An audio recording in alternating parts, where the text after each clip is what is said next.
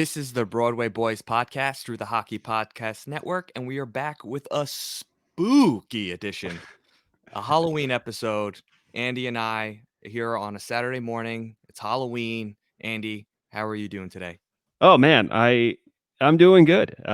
It's hot in this polyester mask, but anything for with Halloween being kind of compromised with COVID, we have to do our best to bring Halloween to the people. So I'm doing good. It's a brisk fall, spooky Saturday afternoon. So and then I was told that you have a little game to after I unleashed a game on you last time, you have one to unleash on me. So I'm a little scared and nervous about that, but other than that, I'm doing good. Yeah, no, it's first off, today was a brisk morning. It was so cold. I mean, I feel like it's been the coldest day of the year so far. So, yeah, Halloween is in full effect. I'm dressed as Wilma Flintstone, I believe it is. And yeah, so I'm pumped up. I'm ready to go. I'm in the Halloween spirit, and we do have a little game to play. But I know you first wanted to get into some of the New York Ranger prospect news that pleasantly hit us this week. Yeah. So first of all, three Rangers prospects were named to Team Canada's selection camp for the World Junior Championships, which, as we know, will be played in Alberta in a bubble. So Braden Schneider selected 19th overall in the draft that just passed. Matthew Robertson, who was I think 32nd or 31st overall, uh, steal for the Rangers, defenseman selected last year, and then Dylan Garand was selected as well, the goaltender we just drafted this year. Obviously, I saw that Tom Rennie, former Rangers coach, who I don't know how he factors into Team Canada. I don't know if he's like the general manager of Hockey Canada or just if he's involved with the front office there, but he apparently reached out to the Rangers to see if Alexis Lafreniere would be available. And apparently both sides are going to talk about it and circle back next week. But it's be interesting because now we see more and more leagues are pushing their start dates, whereas originally they wanted to start. Initially we'd heard late December, then January 1st, and now you have the AHL and the OHL looking to start closer to February 1st. If the NHL does suit, that's a long time for prospects to not have played any meaningful competitive hockey. So I wouldn't be surprised to see more guys, even if they're already dipped their toes into the NHL. We saw Chicago already released Kirby Dach to go, but I think if training camp starts up, I think they'll pull him eventually. So I assume they do the same thing with a Lafreniere. But yeah, I mean, both those Dach played in the bubble, but Lafreniere hasn't played hockey and since his QMJHL season ended in March. So that's a long time, man. So yeah, I would be all for him going. Yeah, I mean, if you're the New York Rangers, you got to be itching for these guys to go just to get their legs underneath them and just to get the feel for the game back. And because going into the NHL, especially with Lafreniere obviously going to be on our roster next year, going to be playing NHL minutes, you're not going to want him to come in ice cold into camp. And I know camp is supposed to be the warm up, but there's nothing like replicating a game situation. And for him to play with the best Canadian juniors in the world, I think that would be a nice little warm up, a nice little treat for the New York Rangers to see, how he's, making out and just to get his legs back before camp. And this way he's, going into camp with an established base and not just, raw, like you said, sitting around since March. So I think it's super important that the Rangers let him go. More importantly, not more importantly, but do you think Kakko ends up going for Sweden? Uh, oh, yeah, for Finland, yeah. Or I I'm sorry, mean, Finland, no, it's all oh, right. That I don't know. Like I said, Kirby Dach was released by Chicago to go, and I think that's only on the basis that uh he can be recalled immediately if training camp starts up. But I think if in case it is going to get pushed, they do want him playing. So, yeah, I don't know. I mean, Kakko didn't. The thing is, Kakko didn't play in the World Juniors last year. yeah. Last summer, he chose because he was going to go to the World Championships because he's been playing against men. So I think even him more so than I think he sees himself as an NHL pro. And I think Doc to the same extent. I just thought they thought it would be Chicago thought it would be good just for because he's still young to get those reps under him. But Lafreniere, I wouldn't be surprised if he went and then got pulled. I don't think Kakko ends up going. But I think the good thing about this World Juniors is that with you have proof of concept with the NHL playoffs successfully being pulled off in the bubble. They will have a World Junior bubble in Alberta. I think you're going to see a lot of guys that are maybe AHL players but haven't reached the NHL yet, who are maybe 2 years removed from being drafted. If they're still eligible, they'll definitely go. So I think the quality of competition for this World Junior should be extremely high. Because I mean, if you think about it, like I said, all those guys that are playing in the A that are so close to making it, all of a sudden, if you have Kirby Doc and Lafreniere, and if for the USA, if the Devils choose Jack, who hasn't played in a long time because the Devils weren't in the bubble. So if Jack Hughes goes for Team USA, uh, and a bunch, I don't know how that would factor in with I don't know what the rules are with the NCAA guys, but yeah, I mean Cole Caulfield if goes for Montreal, yeah, it'd be pretty interesting, and I think the quality of competition would be very high. So yeah, I mean, I could see Lafreniere getting loaned by the Rangers. I think I think he sees himself as a pro and has not that he has much left to choose, but he hasn't played hockey in a while. And I think that's the only reason why I think they might lean towards getting like similar to Kirby Doc. We'll let him go, but if it looks like the season's ramping up, we're just going to pull him. Like he's going to play his first NHL game for the Rangers because he dummied that tournament last year despite being hurt. So I mean, it would be. But like I said, the quality of competition might be a little bit higher than usual this year. You might have guys who are a little bit more senior. So Yeah, yeah, and who knows? it just gives him an opportunity to get his legs back before entering an NHL camp, which, obviously is a completely different animal. And I know you can't replicate an NHL game, but just to get the feel for the game back, since he's been off since March is pretty important. Um, I also think that, with these teams making a decision to let some of their players go, I I do think that like that's a good way to speculate when these owners and GMs have an idea of when they actually think camp is going to start and the season's going to start, because if they're getting feedback that we're not going to start till late February or something like that, then they might be more privy to letting these kids play in this tournament and then be able to run into a full camp and then start the season. Yeah, I absolutely agree. And I think the biggest thing is that it's going to be at least the big clubs will probably have a way more hands-on approach with their prospects because I think you're going to see a lot wanting to have short leashes on them. Say if things are going to gear up all of a sudden, they want to be able to pull them. But at the same time, I think they like having that certainty that they could just leave them there and they could play, some organized hockey. Should the start date for get pushed beyond January 1st. Um, yeah, I mean, a lot of interesting prospect news. I know you and I were talking about this off air, but apparently the OHL is thinking about removing hitting from their season this league. So, I mean, the Rangers have, Evan Vierling plays in the OHL. So, I will imagine, I'm curious to see that. I do wonder how many NHL teams try to get their prospects to play other places because I don't, a year without contact Contact or is I don't even know, can't begin to speculate how that would go. But yeah, I mean, I'm kind of it left me kind of speechless because I just first of all, and I'm sure we'll get into this, but it doesn't seem like should be the bone of contention with this. I think that's one of the areas in which you are definitely more safe because it's you have equipment on you. It's a quick shoulder. It's not like it's not like you're wrapping a guy up. It's or you're in a face off where you're huddling where you're putting your faces in each other's like I just don't understand it.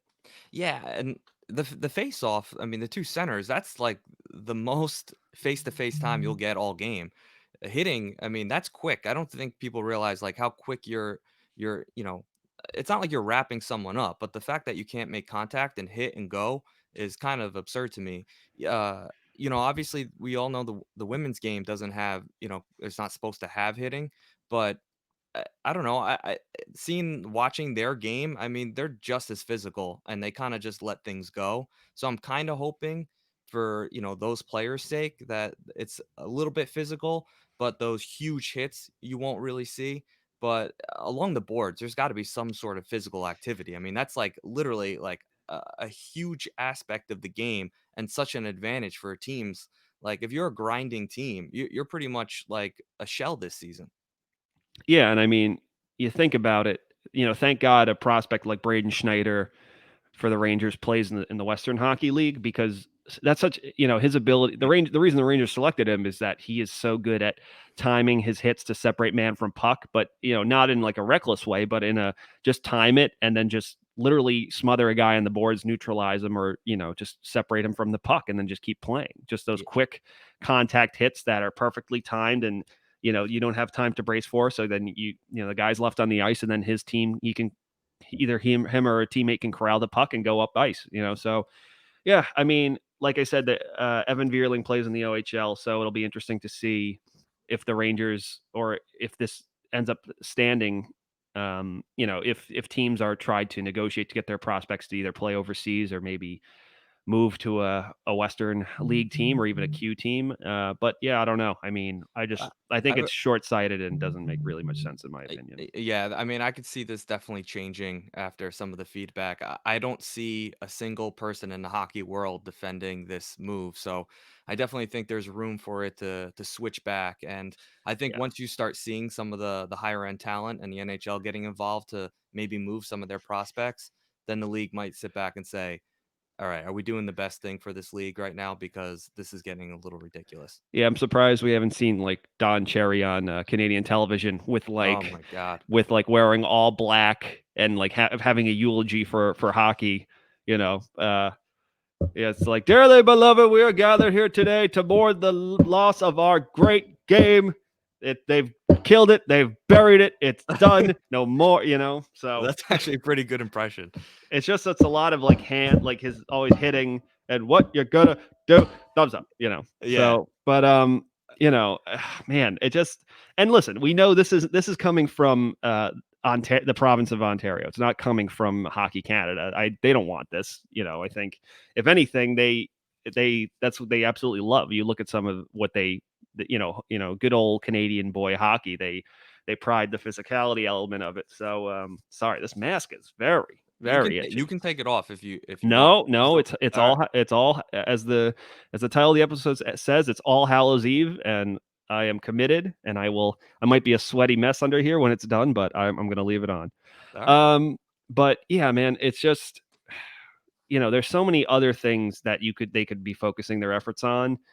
Even if it was one of those things that they made them, I saw Bauer has those new little Yeah, and listen, I understand it might make it difficult to breathe, especially if, in a game like hockey, but it's just I think this is literally just one of the it just doesn't I don't listen and I don't have the science on it and I don't know what numbers they have to think that hitting is what factors into a higher potential transmission rate, but I would say things sitting next to your buddy on the bench trying to catch your wind, I think what you would imagine would be more yeah. susceptible to traveling. So I don't whether it's not about talking expanding benches or I just Are they allowed to celebrate after a goal? I don't know. Maybe you could do the shoulder. I They just can't don't. huddle? I don't. I have no idea. I just know right now this is what everyone's talking about. But listen, we haven't heard a response from Hockey Canada yet, and from the OHL. We know that's what the province is trying to give them an ultimatum. So who knows if they work something out? But because I assume there's because I haven't seen outside of the the Ontario local government, I haven't seen anyone who has been in support of this. You know what I mean? Yeah. So yeah, I guess we'll see, but that's an ongoing story to look at. But yeah, it'll be interesting that if the OHL decides, or at least the province of Ontario decides not to budge on their mandatory no contact, it'll be interesting to see if teams try to move their prospects elsewhere because if you're trying to get them ready for the NHL and they go a year without playing with contact, they're in for a rude awakening when they make that next step. Yeah, and from experience playing growing up, I mean, if hitting is like half the battle, like of getting into hockey shape. Like you give a hit, take a hit, and you're getting off the ice because are winded. And it's not until you hit like a quarter of the season where you feel like you can get banged up a little bit and still keep your breath. So, um, But you want to get into the game, the little Halloween game we got going on? Yeah. When you Uh, told me that you had a little game you wanted to play with me, I was kind of nervous because I know I blindsided you on our last podcast. So, but it's only fair that if it's your turn now, so I'm ready whenever you are. So all right. So let's have to it. explain the aspect of the game, I'm gonna ask you 13 spooky predictions for next year, and you got to Ooh. tell me if I'm tricking you or if I'm giving you a treat. Mm. So you have to pretend that I already watched next season, a Oh, full okay. 82 games season, Okay. and whether I'm tricking you or giving you a little treat of what All you'll see right. next year. All right. That sounds good for me. I trick or treat. Okay. All right. Yeah. Well, I'm ready whenever you are. All right. So the first one was Mika Zibanejad was named captain. Am I tricking you or am I giving you a treat? Uh, I think you're tricking me. I wish it was a treat, but I think you're tricking me because the longer, it feels like with the last few seasons, Rangers fans saying, it's like, give Mika the C, give Mika the C, give Mika the C. And then all of a sudden that drafting Lafreniere, who I think it's not a great kept secret that they want to put that C on him one day. And also, you look at Mika's contract coming up. What at the, not at the end of next season, or starting next season, I forget. But yeah, I think I want him to wear the C. I think he's earned it. But I think you're tricking me. I think they're not going to put it on him just because with everything John Davidson has kept saying about we're trying to remain patient, and obviously Lafreniere, them landing him in their lap. I think yeah, I don't know. I think there's a part of them that is afraid, eh, especially if, and you know what? Honestly, all this news about Jack Eichel in, you know, I think it's just there's just enough other things on their mind that it's kind of they're a little hasty about. There's some organizations that don't mind just putting a C on a guy every 2 years and changing it up, but I think the Rangers they're kind of protective of that stuff. Clearly, the Rangers they haven't had a captain in 4 seasons now, going on 5. Yeah. So yeah, I think they're going to hold off, and I think whoever gets it, it's going to be important, and they're going to put it on someone they think will wear it for a while. And I don't think they view Chris Kreider in that way, so I don't think he'll get it, even though they have the certainty with his contract. But no, I'm going to say, unfortunately, I'm going to say that you're playing a little trick on me.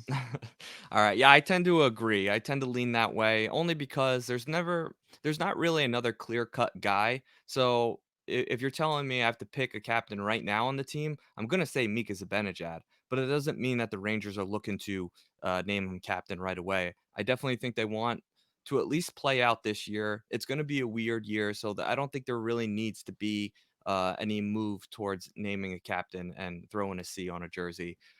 Rangers like to give out A's like they're, the rolls of tape. So I think you'll see half the team wear an A before a captain's made. Yeah, they give them out like they're candy corn.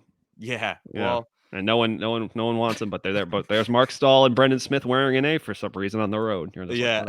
whatever. Whatever. Again, maybe one of the weirdest things that the Rangers do is just the who gets the A, and Yeah. I feel like it's just like a rotating thing, or they just like randomly select two jerseys without looking at them, and they slap A's on them. Yeah, exactly.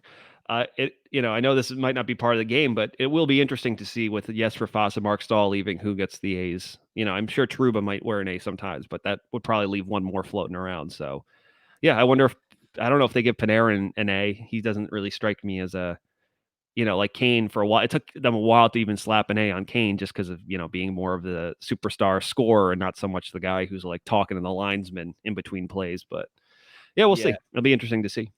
Yeah, I almost feel like the bread man is too good to even wear a letter. He's just Yeah, like let him focus on his offense and not on arguing about whether or not he was a guy was offside or not. right, right. All right, so my second spooky prediction is Henrik Lundqvist didn't beat the New York Rangers at all last season. Oh man, it would be very.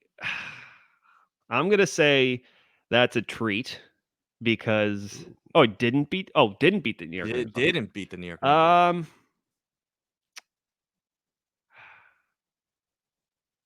I'm gonna say that's a trick. I could. because I could see history repeating himself, just like Eddie Giacomin coming into Madison Square Garden after getting traded to the Detroit Red Wings and beating them, and with the MSG faithful chanting for him. I could see history repeating itself. I also know Lundqvist is a prideful guy, so it would be. Did you ever see the scene in one of the early Family Guy episodes where they go to jail and Peter's in jail with the guy who's like a murderer, and then he's like gonna shank him, but then he gets out the last time, and the guy's just sitting on the bed. He goes, "Oh man, I wonder what this feels like." And he goes, "Ow, that really hurt. Man, I belong in here." I almost feel like it'll be kind of like Rangers fans experiencing getting like stoned by Lundqvist. They'll be like, "So that's what that feels like." Wow. Yeah. I definitely. Especially it's like, the Capitals will allow 43 shots, but Hank will just stand on his head, just turn back time, like he did against Carolina in that one game, because he's always, he's got less of them in him, but he can still pull it out every now and then. And when you do, it's just frustrating because it looks like he's just sometimes hanging on by a thread, but he just stops everything. So I'm gonna say that's a trick. I think Lundqvist. I could see him.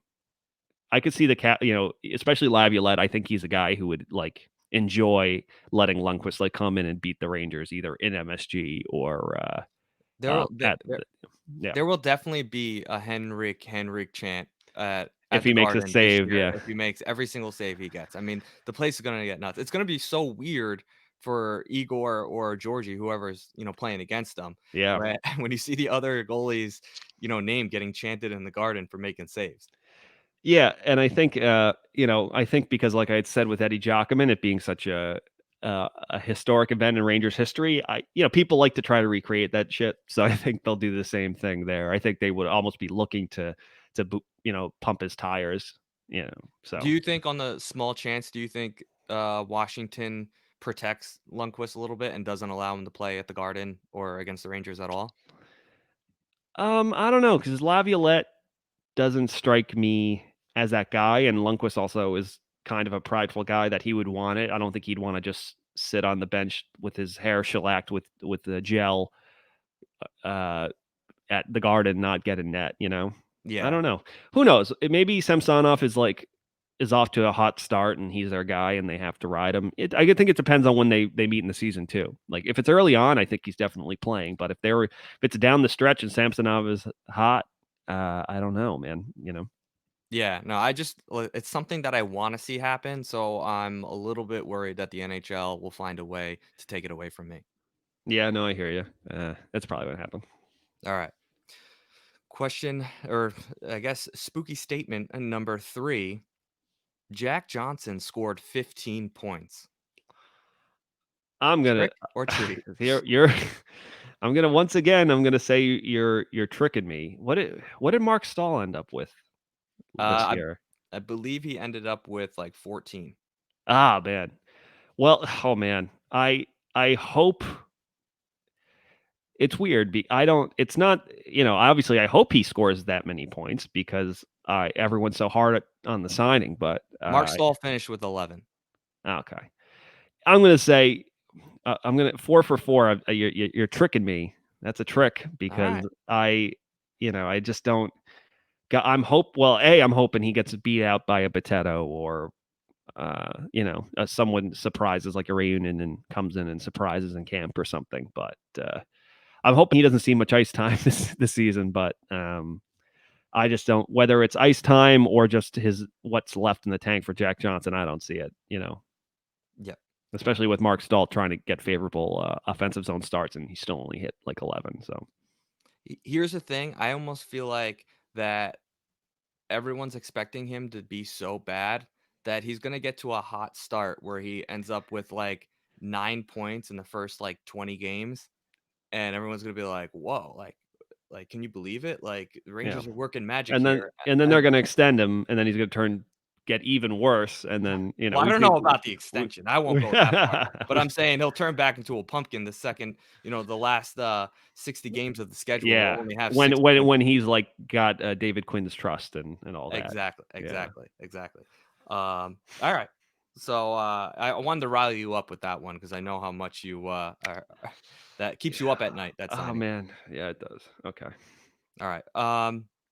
The Rangers Reverse Classic 4000 NHL Supreme Jersey event was a success. So I don't know what to call it, but I feel like they just call it the Reverse Jersey Extravaganza. There's like a new Yeah. name every time I go onto Twitter. Yeah. But apparently, Rangers are getting 2 new jerseys. Will they be a success? And, will you be getting one? And who do you Uh, get? I think one is gonna be nice, and I'll like it. I think one's gonna be absolutely hideous, and I won't get it. So I'm gonna call that a success, though, Okay. honestly. So I'm gonna say it's a treat. Uh, I because you know, and I think it depends on who you ask, because obviously fans have been based on the fact that now fans who were in their early teenage years or formidable years when the Rangers were wearing the Lady Liberty jerseys. Now they're in their 30s and they have some money to burn. They're probably the prime target audience for buying jerseys. So yeah, I assume they're going to try to bring back Lady Liberty in some form. You and I have made it known that we love the Rangers Winter Classic jerseys against the Flyers. That cream jersey with the Yeah. modified crest. If they Yes. do something like that, I love the look of a cream colored jersey, just like a old timey. And the Rangers love to tap into the old school stuff. So if they do one like that and one that's a little bit more sleeker take on a Lady Liberty, and one of them looks good, that's the one I'll get, because they don't produce jerseys that often. Where other teams, they have like 3 new jerseys every season. What Carolina's going on how many jerseys in the last few years? Yeah. I Or mean, Dallas and well, Dallas, the new ones. I mean, what do you think of those? I think it'll look cool when they come out for for on ice intros with the black lights and everything. It'll look like Tron, and it'll be a really cool effect. And then you'll have to play, and it'll just look really weird. Especially if it'll be weird watching them play. Like they wear that jersey, and imagine like the Winnipeg Jets wear their classic heritage jersey. That's a Yeah. bit old school, cleaner looking, or even the Flames now that they're kind of going a retro direction. Then it'll look weird, because it's like it'll be one thing when you have two teams that are wearing jerseys that are a little bit more modern. So who knows? Maybe they play Tampa or the Canes, and it'll look interesting. But sometimes I think it'll look like a fish out of water. But I think it'll be a cool effect for if they wear it when they come out on the ice and it's all green and stuff. But then, like I said, then the puck drops and the lights are on. It's bright and it's in. Yeah, I don't know. I don't know if it'll look offensive to the eyes. I have no idea yet, but I'm leaning towards it'll be kind of weird to look at. Yeah, I haven't made my decision yet. I have to see the jerseys in person because everyone who sees them in person usually tends to like them. And every picture you get, the jerseys look a different color. I got like light shining. It looks like something's on my face. Look at my nose. Yeah, so I'm gonna withhold my judgment until I actually see them in person. When we walk into the NHL store in New York City, we'll hopefully get a better look at them. Well said. All right.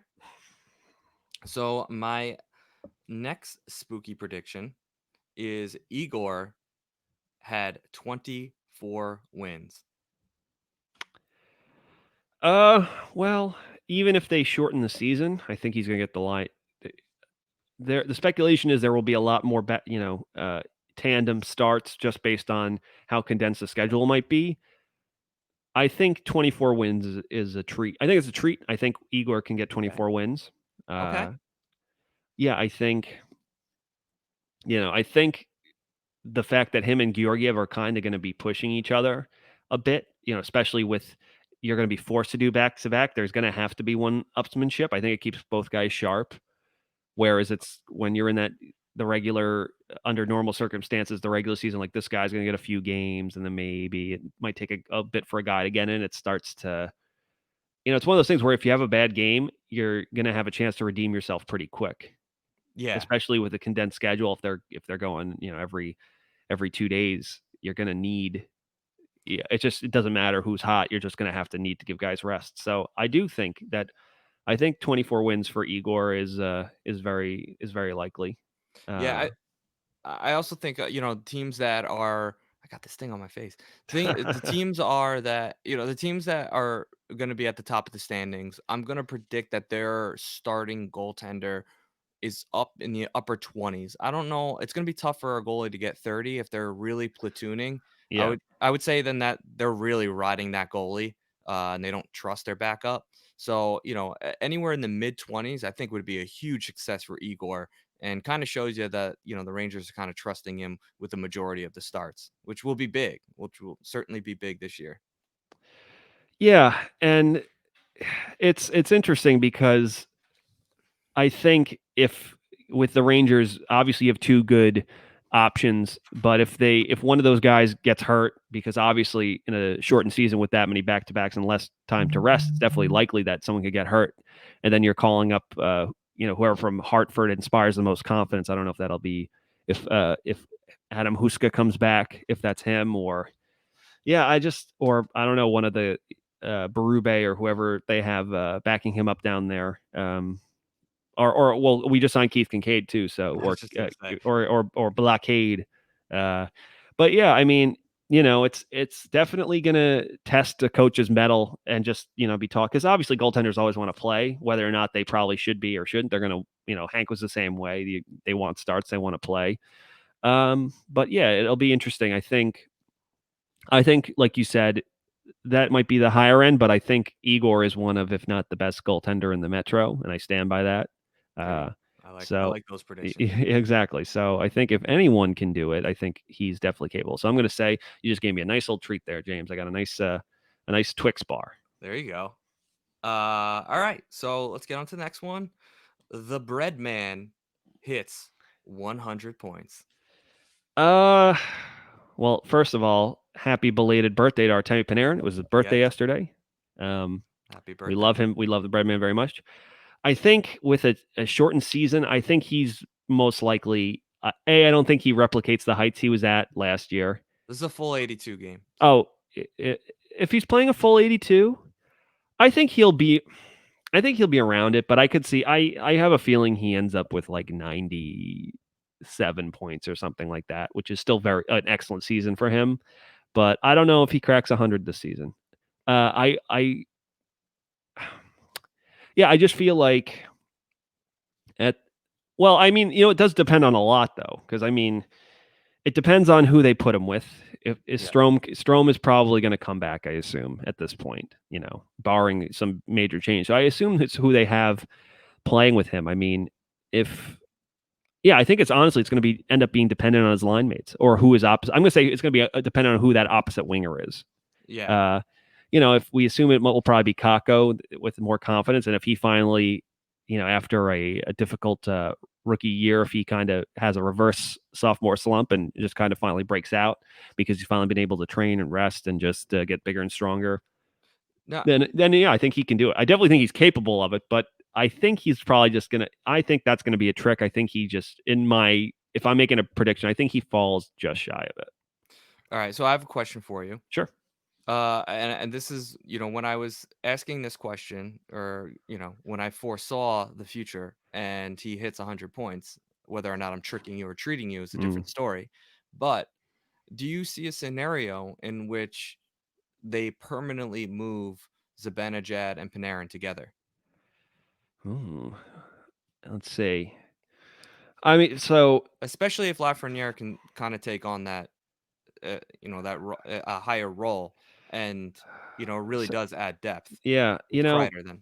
That's true. So all right. So under the circumstances, we're imagining that Panarin and Mika on the first line, playing probably with one of Buchnevich or potentially even Kakko or Kreider if he moved, because Kreider can move over to the other one, I think, which would make Lafreniere. I guess that means Hedl has. I don't know if they leave Strome second line center without Panarin. They probably do, but I know it's no secret that they've been hoping Hedl can grab that spot for the last 2 seasons now. So yeah, I honestly think at the end of the day, it depends more on, because Panarin has a better defensive impact than we give him credit for.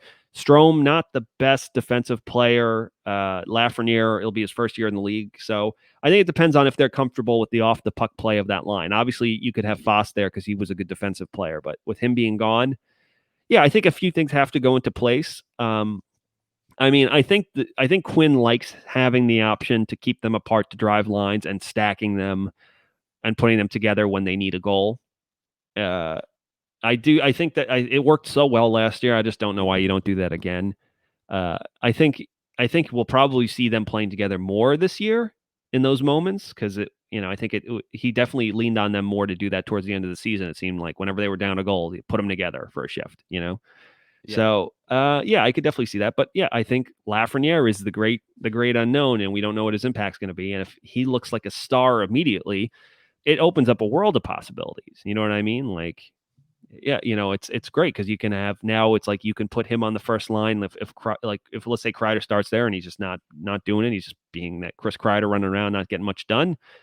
You put Lafreniere there, then it lets you move. Maybe Buchnevich is not having the touches. You move him down with Panarin, and then yeah. So it's just like Lafreniere just changes the outlook of this team so much. So and the landscape. So I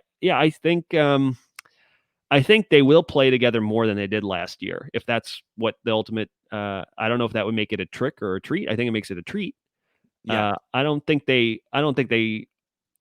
when you go to daily face-off that's what those will be the listed lines. But I think they will be paired up more. They'll get stacked more during games when the team needs or wants offense.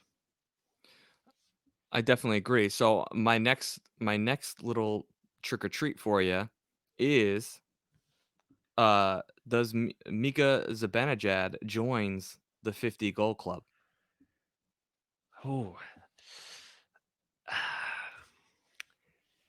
I don't. I think that's a trick. I think Mika is a good goal scorer, but he's not really a power play guy. And I think your most of your 50 goal scorers are guys that have that ability to like almost be like a cheat code on the power play. And because a lot of times they put him in the bumper spot in the middle. Panarin's now plays off the wall, or Panarin plays down low now. If Lafreniere makes his way to the first, he's going to be playing on the off wall. On his he's going to be playing.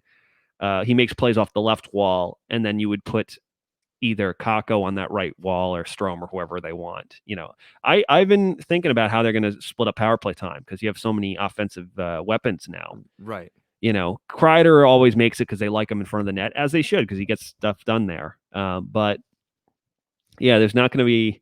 You wonder if they're going to try to have more of a balance between both units because obviously power play 2 usually gets the short end of the stick, and they're only out there when power play 1 isn't going, or they've had a lot of chances and haven't got much done, and Quinn wants a more direct approach. But yeah, I mean, you have a lot of, Kakko works really well on both. I think on both walls, but he was pretty good working on the right wall, so he can make passes across because he's not much of a shooting threat himself, but he's a good passer. He had a lot of great bump passes to either Panarin or to the slot. He scored. I think he scored 2 power play goals from that side. I know he scored one against both Florida clubs because he scored a power play goal against the Panthers, far post and in from the right side. Then he scored kind of one that went off a few legs against Tampa. And then he also had that nice pass across in the Capitals game to Panarin, who then wired it, far corner. So yeah, it'll be interesting because Panarin and between Fox and Tony being point guys or Trouba with the big slap shot, they have a lot of options. It'll be interesting to see what they put together or what ends up working the best and how they divvy it up. But unfortunately, this was a roundabout way to get to your question. I think Mika, unfortunately, without being a prime scoring option on the power play, which is kind of not his deal, I don't know I don't know if it's possible for him to hit 50 goals just being a torrid. I think he could definitely hit 40. I don't know if it's likely, but I think 50 is just out of reach for him. And that's not a a dig on him though, because obviously he's such a good goal scorer, which is great, which is because this team definitely needs that from him, especially being a right shot. Yeah, and he would have done it last year. I truly believe so. I mean, he had 41 goals in 57 games, which in a full, obviously 82 game schedule, he is definitely over that 50 goal mark. And towards the end of the season, he was hot. So we know he can score goals in bunches, which is nice because even if he's slightly below pace, he could have a 2-week stretch where he could really, put some numbers up. Yeah, I think with Mika, especially, I honestly with all of our players this season, the more offensive talent this group gets, the more they leaned on their top 6 so much year, and I think obviously that's not what they want to do long term. I think they want to be able to have, I think it was such a rude awakening for them in the bubble, uh, how their top six was kind of neutralized, and they were only getting their role players were the only guys that were making things happen, just playing a little bit more direct style. And that's what they want. They need Howden and Hedel to step it up. They need Lemieux to factor in a little bit more. They need, if Rooney's playing on the fourth line, they need that fourth line that can actually do some damage instead of just try to eat minutes for no reason, and give your other guys a break. So yeah, I think they're hoping that offense is spread more out, especially, that you want Kakko to get minutes, you want Lafreniere to get minutes, and that the more minutes those guys need, the less minutes you're able to give to your big horses, or at least that you're willing to give because you want to develop those guys. But that's good news for Rangers fans because yeah, it lets them maybe be more impactful on a shift to shift basis because you can get your air under your more. You're not getting double shifted. You're not Panera's not going out there on his line and then immediately only resting for two line changes and then going out with Mika, if you need a goal. So Yeah. yeah, it's I don't think he hits it, but I think it's a trick. But I think since it's a trick, it ends up being a treat overall because that just means you have plenty of offensive options throughout the lineup. All right. My next trick or treat for you is the Rangers made the playoffs. Oh, that's a tough one. I've been thinking about this. I'm gonna say that's a treat. And you know me, I'm usually more of the pump the brakes realistic guy. Yeah. But the more that I look at some of the, some teams, uh, I see Pittsburgh getting worse. I think they actively got worse.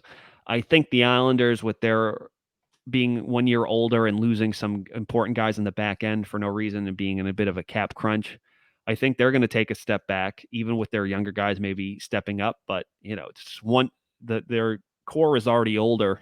Outside of Barzell, Lee and Bailey and all these guys. I think they're just. I think they feel like if the Islanders feel like a ticking time bomb to me. Yeah. Devils aren't ready yet. Yeah, I guess you can maybe argue Columbus it will be a better team with just swapping Anderson for Domi, but so they'll be in it. The Canes will obviously be a powerhouse. They might be one of the better teams in the Metro. Uh, yeah, I think a lot depends on if they redraw the divisions based on having a Canada only division just for travel reasons. You know what I mean? Yeah. So then it depends. It's like all of a sudden, are the Bruins a Metro team or whatever you want to call it? A continental East Coast team. Yeah. So I don't know who they're. Buffalo. You assume will finally be a little bit better. Panthers probably took a step back. Does the Lightning have a Stanley Cup hangover, which happens so much? Yeah, there's a lot. I think the Rangers can definitely make it. I think if I had to put money on them making it, I definitely would take that bet. But yeah, I think it still depends on a lot that we don't know. But I'm going to say that's a treat. I believe in the goaltending. I think they have an excellent tandem, which I think will be one of the most important things to have coming into the season. And I think a lot of teams might be let down by that. Uh, Yeah. you saw Toronto almost not being able to make the playoffs because they were riding their star into the ground because they literally could not trust their backup. And they all nearly missed out a season or two ago with Freddie Anderson. So, yeah, I think they make it. I think I think the only place the Rangers really are suspect right now is maybe you could argue you don't know what your bottom six, their play off the puck is good enough, and you don't know if their defense will be good enough, but they can clearly offensively possess the puck. And at least for the time being, they play a style that's pretty conducive to success in the regular season. It's just when things tighten up, they just don't have they don't have the road miles they don't have the shower time basically to know how to operate under those circumstances yet. But I think they can still get it. They're still a really good regular season team, the New York Rangers. So, but yeah, I think they can make it. So I'm gonna Yeah. say that's a big old treat. That's like a king sized Butterfinger. Yeah, yeah. I mean, that would be I mean, that's the mecca of all treats. I mean, you Yeah, go to that house, again, you circle around at the end of the night. yeah, Uh, the 3 teams I really am curious about to see how they do in such a tight season is the Pittsburgh Penguins, the Columbus Blue Jackets, and the New York Islanders. I'm very curious to see with their style of play how and with Pittsburgh's the move that they've made, I'm very curious to see how they turn out this season. I'm not sold on those teams all being playoff teams or in the hunt again. I could see one of them really digressing, especially Pittsburgh. I think you're asking a lot out of Crosby and Malkin to carry that team. I feel like there's a lack of depth there. You don't know what they have in goaltending. I just don't see the consistency that you've seen in the past. And I don't know if Malkin and Crosby are going to be built for a really tight schedule. I think they're going to need some balance there. And if Crosby goes down again, like he does in a lot of seasons, it's going to be tough for Pittsburgh. Yeah, I mean Jim Rutherford had a very obviously with the back-to-back cups, he hit he just hit a winning combination with some of the guys he brought in, but then it looks like he kind of reverted to some of the things that has plagued him in the past, especially in his later years in Carolina, where he's trades for a lot of guys that have either been there before or because he's comfortable with them and he knows them. That doesn't mean they're the best. It just means he was unwilling to take a swing on a guy he didn't know.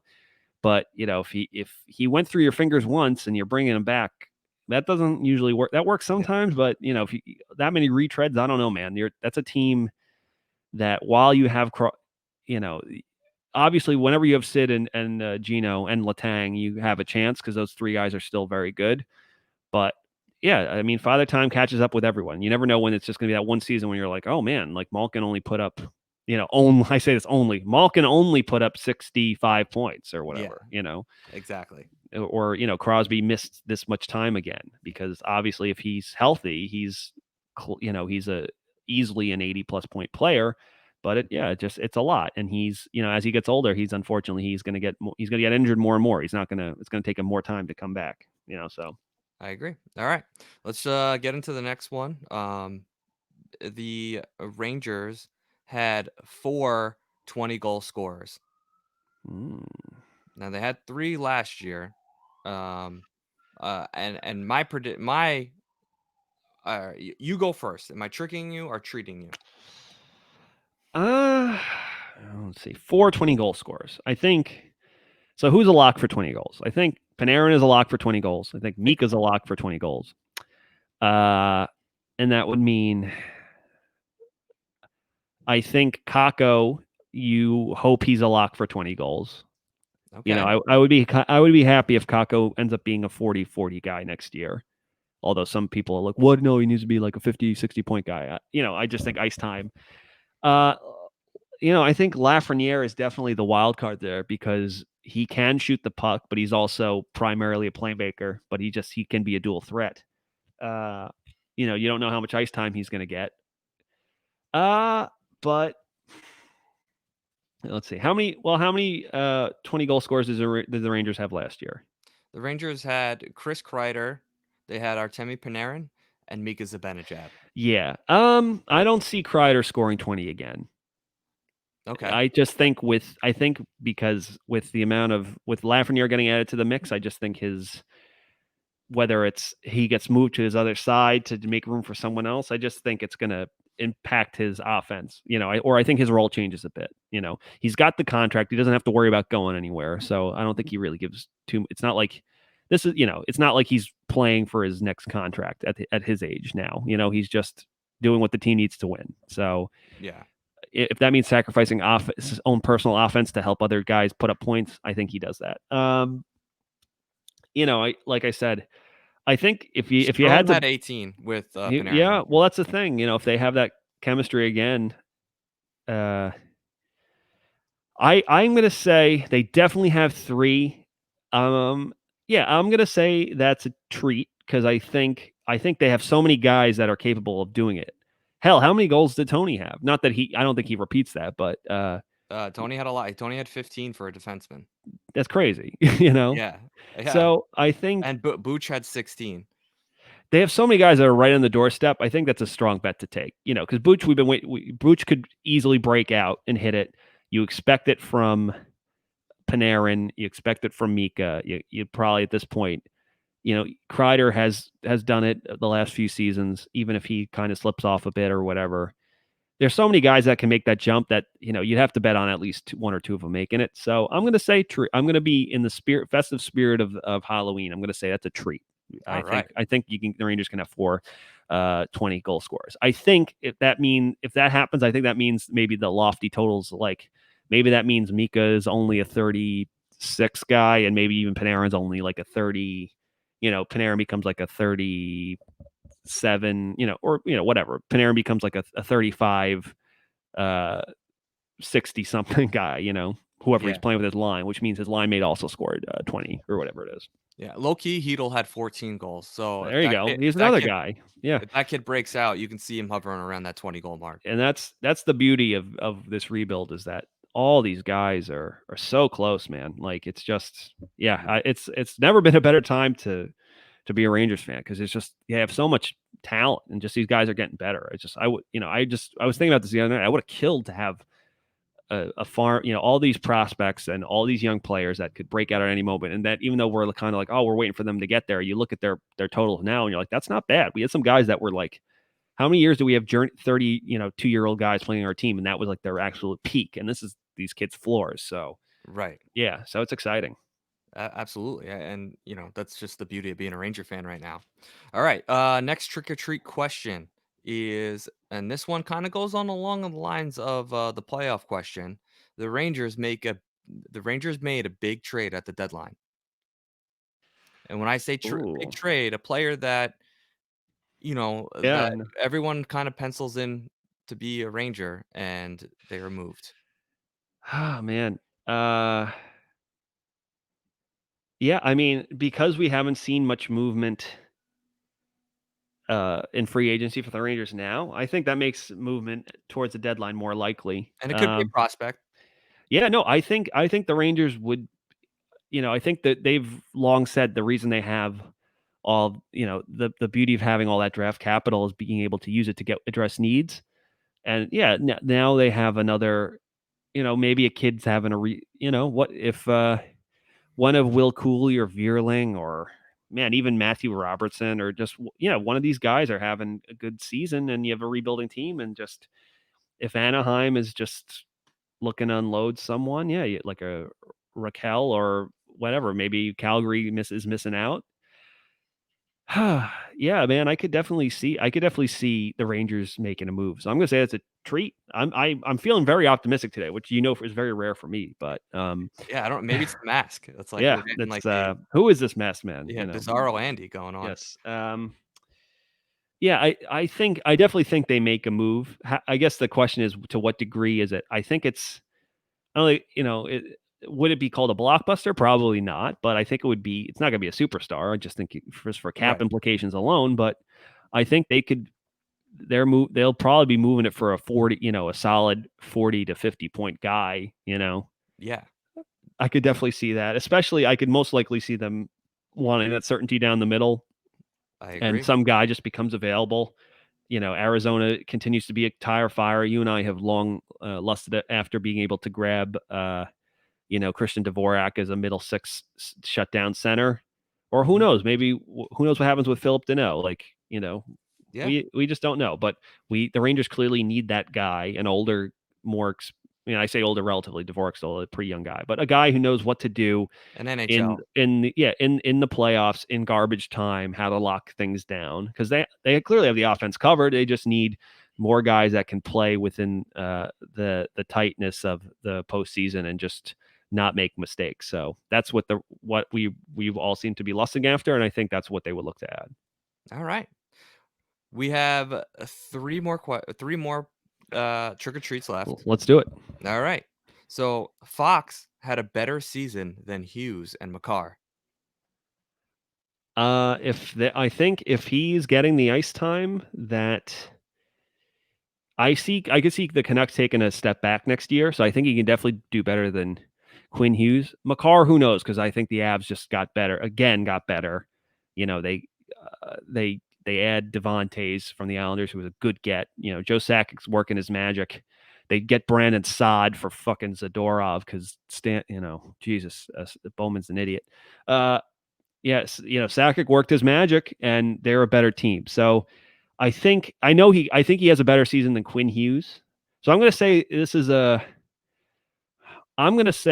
a trick and a treat. It's going to be like when you get that little like coin purse and you open it up and there's some like things in it you like, but there's also like that weird watermelon candy that you're like, what the fuck is this? And you throw that out. But there's like mini Reese's cups in there too. So you take those, but then you take the watermelon, you throw it out because or whatever. Or Good and Plenty. Like who the fuck likes Good and Plenty? Exactly. It's like that. It's a little. So yeah, it's a trick and a treat because I think Fox definitely has a better season than Quinn Hughes. If they do, because I think they could take a big step back, and Fox should finally be getting more premier ice time. But at the same time, who knows? Maybe they try to pump Tony's tires a bit this season to let him go. Because they're dealing for position of strength, and they force feed him ice time to put up points, and there's a lot. But Quinn, I just think Makar, with how dynamic an offensive player he is, and we know that as good as Fox is, the reason he's so good is that he's probably the most well-rounded of. Well, no, take note. I didn't say he had more points than them. I just said he had a better season. Oh, well, then I'm going to say yes. I'm going to say clearly. I just think people don't understand what an impact he has all over the ice, and his micro stats are fucking insane. And he just drives possession and transition at an extremely high rate, and is so much better defensively than the eye test might even leave you to believe, because he's so good with his stick, and he's so poised and so patient, and just can break the puck out. And it's not an issue for him, and he's just going to be that much better. I think he struggled a little bit in the bubble with the little bit faster pace, but I think he knows that, and then he's too smart to not adjust. So yeah, I think if Quinn is leaning on him as much as he was down the stretch, then I think it's a no-brainer that he probably does have a better. So I'm going to say, I still think, Makar can have a gaudy offensive season that would make most people think he had a better season. So I'm still going to say it's a trick and a treat, but I think you're really happy with the treat you get in that little bag, just not so much with the snow cap or the Good and Plenty or the. Oh, whoa! You're throwing heat right now. This and the snow caps. My grandmother loved snow caps. They're my go-to movie theater candy. Yes. Wow. I couldn't get over the texture, but. Hey, more power to you. There's more. I'll leave it there for you. You can always have my snow caps. I was fine with the Good and Plenty, but now low blow with the snow caps. Yeah. Well, this is the last episode of the Broadway Boys pod as we implode over. Yeah. Man, the snow caps broke us apart. Okay. So final two questions. Let's do it. To keep with the theme, Kakko had a better season than Hughes. I'm gonna say. That's look at me. That's also a treat. I think, the Devils, I liked what they did at the draft, but they're gonna put a lot on his shoulders next season. I think he sure is gonna really come into his own next year, which is good. Which means Hughes will probably be their second line center quite comfortably, but I just don't know if they're gonna give him the supporting staff he needs. I think Kakko is gonna be stronger, insulated. I think there's less on his shoulders. I think Lafreniere takes so much pressure off of him, and if anything, it stokes a fire under him to be like, "What am I now? Chopped liver?" You get he was a shiny new toy, and now it's not. Now it's Lafreniere, and I think it just kind of allows him to like either competitive fire or just not have to deal with expectation, or I just think he's clearly in a better situation to succeed. But at the same time, I think it's one of those things that I think with a player like Hughes, I think you want him to deal with as much adversity as he has to, because I think ultimately he'll be a better player for it when it's all said and done, just being that center that, has to use the skating to like transition the puck all over the ice and like either break things up or back check or whatever. So yeah, I think it's a treat in that Kakko will have a better season, but I think ultimately, having more adversity will be better for Hughes down the line. So Neil, I'm sure Villa Piano from the Devil State of Mind podcast, I'm sure he loves that. But you can clip that and send it to him. Yeah. But yeah, I think Kakko is just he's got better offensive toys to play with. He'll probably get more time with Panarin. I think it's a no-brainer. I think that's ultimately the difference maker. I mean, Panarin obviously will drive that line, whereas I feel like wherever are you struggling under there? My hair is now in my eyes, but I refuse to take it off. I'm good. All right. But Hughes is going to be forced to drive his own line, whereas Kakko's not going to have to worry about that. Yes, and that's ultimately the difference maker. I agree. That's a treat. All right, last but not least, the last trick or treat I have for you is Lafreniere didn't win the Calder. Am I tricking you? Or I guess it's not a tree at all. Or is this a snowcat in your world? Oh, so I'm trying to think who's coming in who could give him a run for his money. I mean, Byfield. I don't know. I don't even know if Byfield is a lock to. I don't know if Byfield plays in the NHL next year. Although now we know that there's no contact in the OHL, so maybe he does, but he can't play in the A. Neither can Lafreniere, obviously. So they have Yep. to play in the. I think it's his to lose. Trying to think if any defenseman who could make the jumps or a goal. Goaltenders very rarely win the Calder. Yeah, I'm trying to think of like people that were drafted last year. You know, I, how many games do you need to have played to be eligible for the Calder? It's like less than 60. Yeah, I believe it's less than 60. Did And did Doc play less than Kirby Doc play less than 60? well, I don't know what the rules are because a lot of teams only played like 68 That's games. true. I don't know that. Also, who knows if you have someone come over from overseas who's already 27 and is technically a Uh, rookie. Like yeah, Panarin won a Calder. or Victor Olofsson was Yeah, like 27 yeah. years old. Panarin won a Calder at 25 or 24 or 25 coming to the Blackhawks. So, but listen, I think Lafreniere, the Calders is his to lose. And he's had nothing but time to train now and get stronger. He's already, I think it's so was your question he does or doesn't? Well, I mean, I should have phrased it that he did win the Calder, but I kind of wanted to say he didn't win the Calder, and then my plan was for you to end the podcast being so positive and ripping me apart for saying that that he didn't win the Calder. I mean, listen, it's like I always think I know who's going to win it, and then like we just said, an Olofsson or whatever, a guy who's already 24, 25 years old from another league or who took longer to get there comes in ready and usually wins it. But I think it's his to. I think it's hit. He's coming into. I don't think a first overall pick has ever come into a better situation than this in a long time. So it's his. I think it's his to lose, man. And yeah, when I look, I'm trying to think of the field, and I just don't. I just can't see. Well, is It's it? just is Shesterkin eligible for the Calder? Oh my God, could you imagine? I Yeah, mean, I I believe he is. if Lafreniere lost it because Shesterkin won it, I would not be that upset. Who's the goalie for the Islanders coming in? Oh, and yeah, Sorokin. I mean, if Sorokin. That's they right. play such a stifling brand of defense that even if they can't score goals and they can win based on playing trap hockey with him, yeah, who knows? So definitely possible. I'm gonna say treat. I think because why start being negative now? It must be the mask. I think Yeah. he wins it, man. I All think right. he wins it. I think he has the best chance. All right.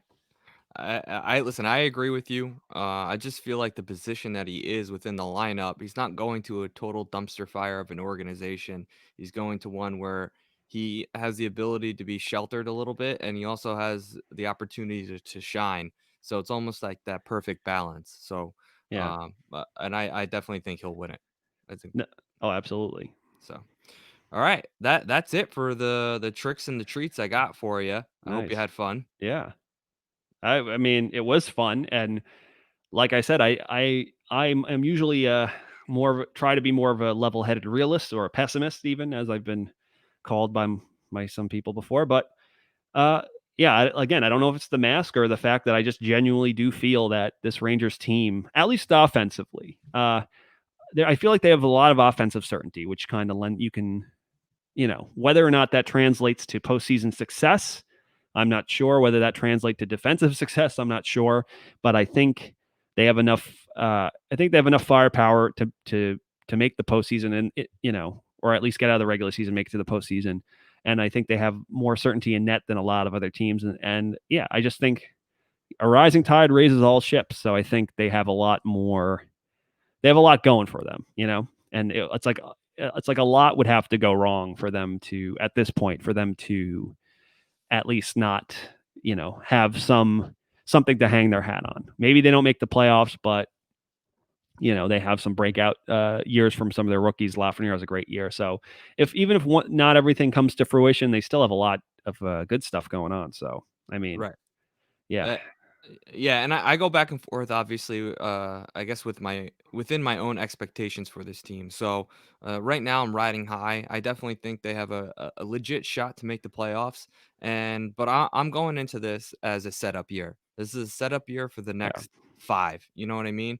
So I'm not gonna begrudge players with failed expectations, because Yeah. this is going to be a unique season. It's going to be compressed. It's going to be off the ice is going to be unique in terms of dealing with, obviously, the virus. So I'm not going to hold anybody to any crazy standards or expectations that might be a little bit seen as an overachievement. So Yeah.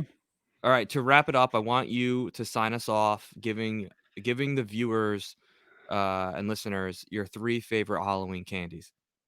Oh man. Let me think about this. James, are you trying to add someone to the chat? Nope. Hold on. It looks like someone's. Let me just take care of this. Just give me a second. Hello. Hello. Hi. Hi. Is this who I think it is? What? Who is this? Who am I speaking with? This is James from the Broadway Boys podcast. Oh, James, it's me. It's Mike Doc Emrick. I just wanted to come on and wish you and your co-host Andy a happy Halloween. I'm a really big fan of what you're doing here, and since I have retired, I've had nothing but free time on my hands. I follow my wife around the kitchen, and she said, Mike, I love you, but you need to get a new hobby. So I've been scouring the internet for the best hockey podcast, and I must say that yours is quite possibly the best. Well, I definitely want to thank you, Doc, and I wish you all the best in retirement. Oh, well, thank you so much. And I wanted to come on and wish all the youngsters going trick-or-treating tonight, please be safe, wash your hands with 2 happy birthdays, maintain 6 feet social distance, and please wear a mask, especially a spooky mask. All right. Well, Doc, thank you for dropping in. I mean, this is a pleasant surprise. I heard you asked Andy what his 3 favorite candies were, and I thought it might be nice if I shared my favorite candies on the air. I would much rather have your 3 favorite candies than Andy's. Well, let's see. My first favorite is, of course, the Werther's Original.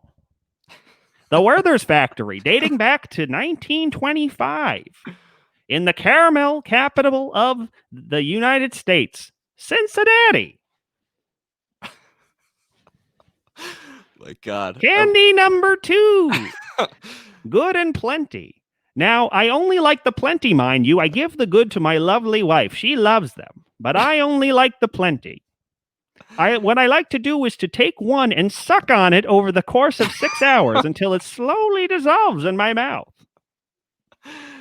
Candy number 3. Do you like Starburst, James? I love them. Well, I don't. I like Now and Laters. Now and Laters are a great candy, and some would say overlooked because they get short shrift because everyone likes Starburst, but that's fine with me. Eddie in the booth will say, hey, Doc, I got all these Now and Laters.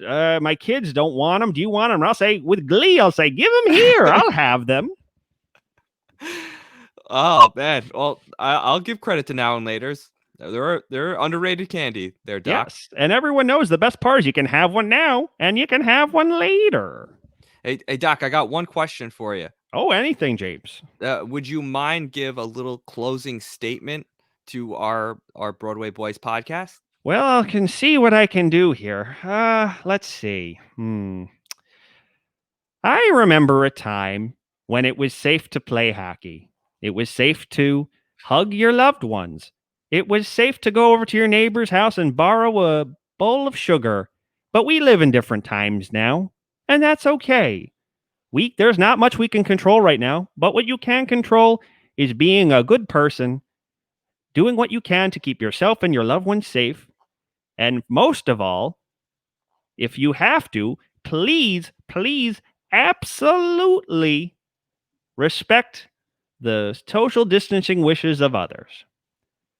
Thank you so much for listening to the Broadway Boys podcast here on the Hockey Podcast Network. I never miss an episode. I tune in every Monday morning, and I also check out all of the wonderful podcasts here on the Hockey Podcast Network. So, for perhaps the first and only time here on the Hockey Podcast Network and the Broadway Boys podcast, this is me, Mike Doc Emrick, signing off. Have a happy and spooky Halloween, everyone. And if you have any Werther's originals, send them my way.